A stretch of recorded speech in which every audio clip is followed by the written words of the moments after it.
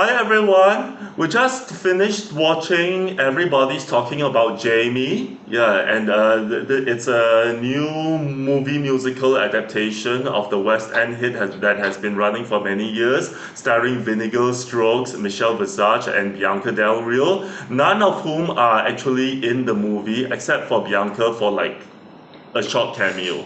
Yeah. So, okay. What are your thoughts, guys? Okay, so based on what I understand, the musical, Western musical was originated from a documentary about Jamie New, an actual real life character. So it charts about her growth, her journey from being a student to becoming a drag queen. So it's a it's very entertaining musical. I don't think there were any like dull moments in the show. So I would rate it as a rather successful stage to screen adaptation. And most of the songs are very catchy. So if you're into like pop music, catchy tunes, I would suggest that you catch the musical. And also, the West End musical is available on YouTube in the entirety. So if you want to compare, you can actually watch the film adaptation and watch the West End musical and compare between the two.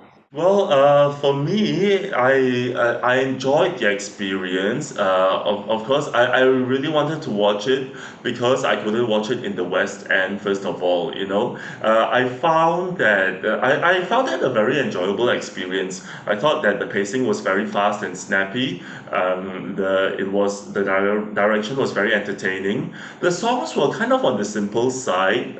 It doesn't really have like any big like singing moments. But I thought that they were very well written and they really touched the hearts of the characters and the emotions that they were trying to express. Yeah, so it was a very enjoyable experience for me. Yeah, AJ, how do you On, feel? on the other hand, for me, right, I think overall, I think the movie has done a good effort in trying to stay afloat of the things and try to stay as true to the West End version itself. Coming from where I have not exactly really watched the West End version, but my opinion, I feel that the film pacing was a kind of a little bit off. I felt that I didn't quite get the very first act. But then subsequently, when it gets to the second or the third act, right, without revealing much spoilers, I think somehow I managed to feel that, especially the main character starting to get more inversed into his role. Because at the beginning, I don't feel that he's kind of really acting out the role that he's meant to be. I don't. It doesn't kick. Doesn't kind of resonate with me that he's actually someone who's actually struggling, but then because it's just the actor, but maybe as along the way he kind of got used to his role, that he started to warm up. So I guess maybe I gotta give props to that. So really give props to the actors and actors who actually play his parents because they actually really they really are the weight of the show, especially the teacher itself. She kind of like kind of so called played the villainous role, but she's yeah, I mean somehow overall it was the ending that actually is definitely much better than the beginning. That's my opinion. Hmm. Well, guys, quick question. In your opinion, if Jamie New were to audition for RuPaul's Drag Race as Me, how well do you think that she will fare? Well, I think that not having seen the real person perform in real life, I would imagine that expectations will be really high for her for sure. Not even talking her actual talent notwithstanding. It's not every drag queen who has a hit West End musical based after her life story, which is now a movie. And yeah, and so I feel that regardless of how well she actually does, everyone will be looking out for her and will be looking out to see how well she actually does. Yeah, and of course you have the royalties from the musical and from the movie to fund her drag career. So I think we're going to expect like the most lavish costumes and looks, and also super high on the talents as well. Yeah. Yeah, John, what do So you think? speaking of Drag Race, right? I think that Mimimi would actually probably be on par with Veronica Green and Elevate, in terms of that she does have some experience on stage. So that might help her. But let's speaking of the drag race, right? So let's share a bit of like references that we spot during the show. Can any of you share some of the references that you spot? I think Steven. Okay.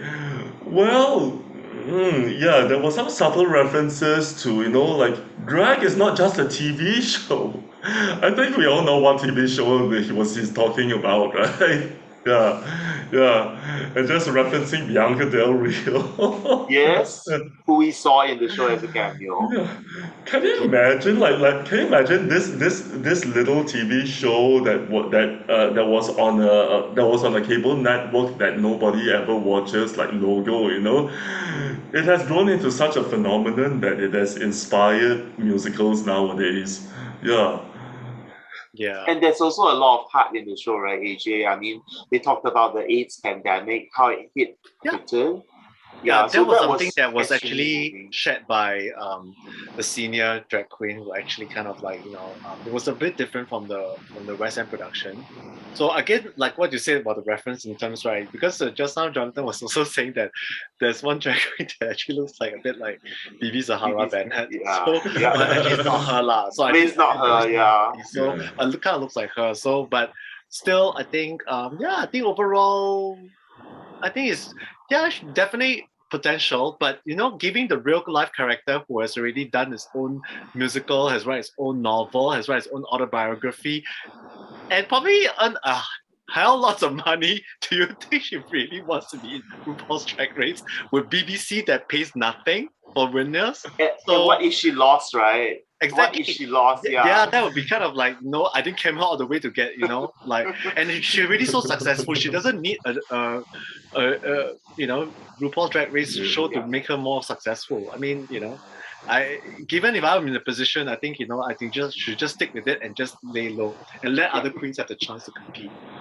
Yeah. All right. So Jonathan, would you like to take us on our point system? Yes. Okay. So upon 5 ticket stubs, how would each of you rate the show? For me, I would rate it 4.5 ticket stubs, so almost full marks. How about you, AJ? Wow, you guys are very generous. I think I will give it 3 ticket stubs, only because I feel that the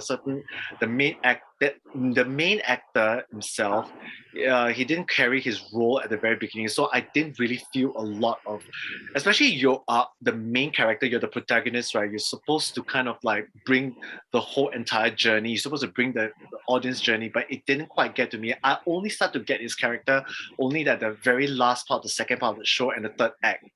That's about it. Yeah. Okay, and Steven?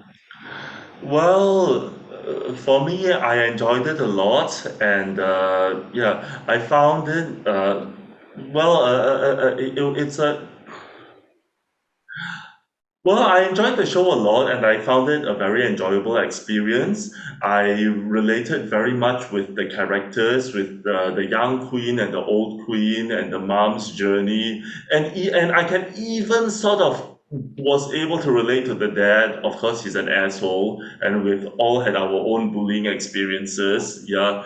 So I found it very enjoyable, very relatable, and also very heartfelt, very emotional for me. Yeah, it's a score that definitely I would like to listen to again. It's a show that I definitely would like to watch again. So I give it 4.5 ticket stubs, just like you, John. So that's a total of 12 ticket stubs divided by 3, which would be 4 ticket stubs. So that earns it a weekend ticket.